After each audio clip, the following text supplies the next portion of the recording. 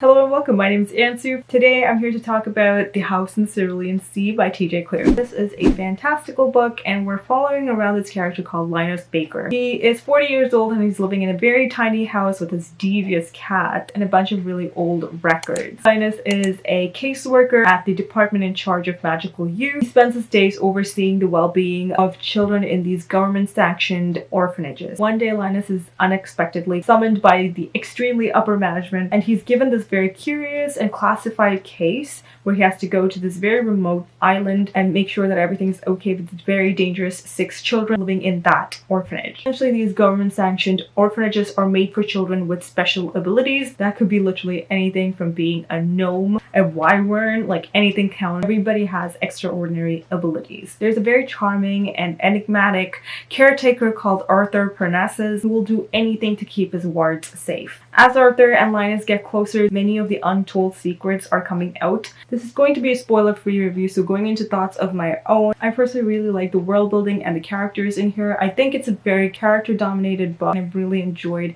each and every one of the characters that were involved. Linus is very objective in what he does. He does not get swayed by emotions or anything like that. He is very straightforward and does exactly what he's been told to by his job. Once he meets up with the extremely upper management, he does not learn about the identities of all these 6 children and what their powers were, because if he did know what they were, he would totally pass out during that meeting. But he learns about them when he gets closer to the island. Another secret fact that had been told to him was that one of the children could be the reason for the end of the day. But we quickly learned that there could be a devil type of a child involved as well. So basically he has to spend a whole month on this island trying to figure out all of these children, live with them, and survive essentially, and talk about what happened in this whole month with these children. So he obviously takes his cat and goes, and it's just very sweet once he gets there and trying to figure out what each character is.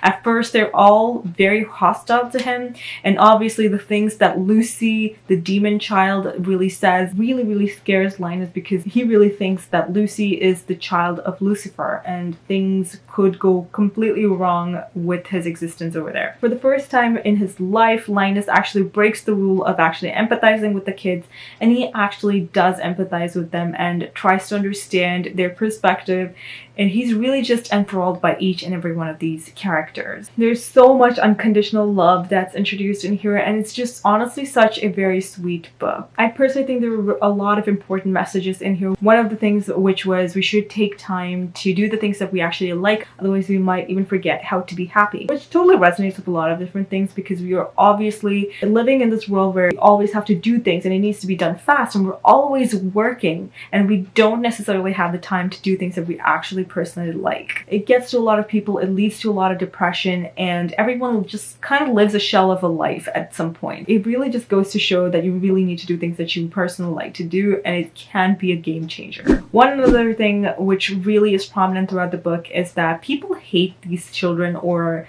these type of people who are different from them, and it is said in the book itself, hate is loud, but I think you'll learn it's because it's only a few people shouting, desperate to be heard. You might not ever be able to change their minds, but so long as you remember you're not alone, you will overcome. Especially during this time, we can actually see the amount of racism that's around the world. It doesn't matter where you live, there's always going to be racism. And there's just a few people who are being very racist or just in any sort of a way spreading hate for no reason whatsoever. This book just really shows you that you're not alone on being hated. There are so many people who are possibly going through very similar situations. If we all stick together, there's a good chance we can survive through all of those things. It also gives the message of change often starts with just a few whispers, and then that turns out to be a mighty roar, and things could definitely change. Obviously, it might take years like it has with amounts of racism. It's never going to end necessarily, but it could be changed. Perspective could change, and that's a huge possibility that's available to each person. I want to also talk about one of the dialogues in this book, which is humanity is so weird. If we're not laughing, we're crying or running for our lives because monsters are trying to eat us. And they don't even have to be real monsters. They could be the ones we make up in our heads.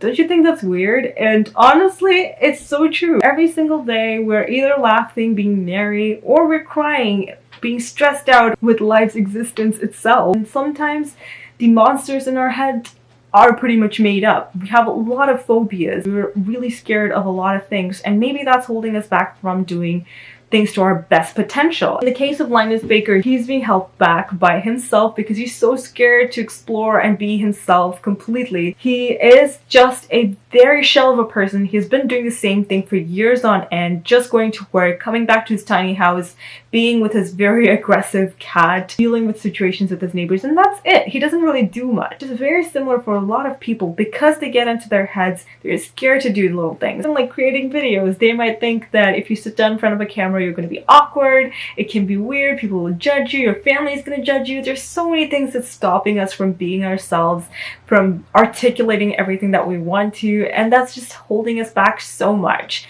This book really goes to show that you don't need to do that to yourself. You can be yourself, and it is just such a joy to be yourself every single day. It also goes around to show that a home is not necessarily the place that you live in. It's also the people that we choose to surround ourselves with. In the case of Linus, again, he didn't have that kind of a family. He didn't really have anyone that cared about him necessarily. If anything happened to him, there's possibly no one who cared about him. Soon enough, he had a found family, and he has gotten out of this little bubble that he lived in. Obviously, Linus had to figure out things for himself, which was definitely difficult for him, but he did get through a lot of these things, which is so interesting to see. Of course, this book just really shows how different each person is, and there is mostly always good in every single person, and you just might not see it that way just because of the way they look from their exterior self. Raising your voice to prejudices does matter. That is just totally proven through this book. This is a young adult fantasy, so maybe this is not for every single person, but it just,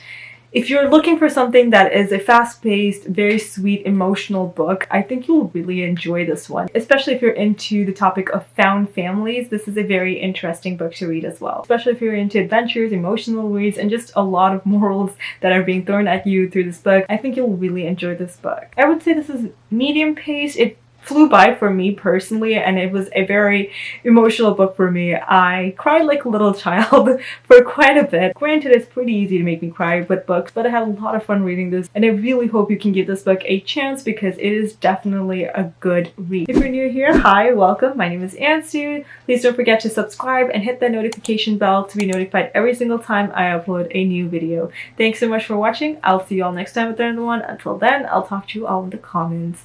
Bye!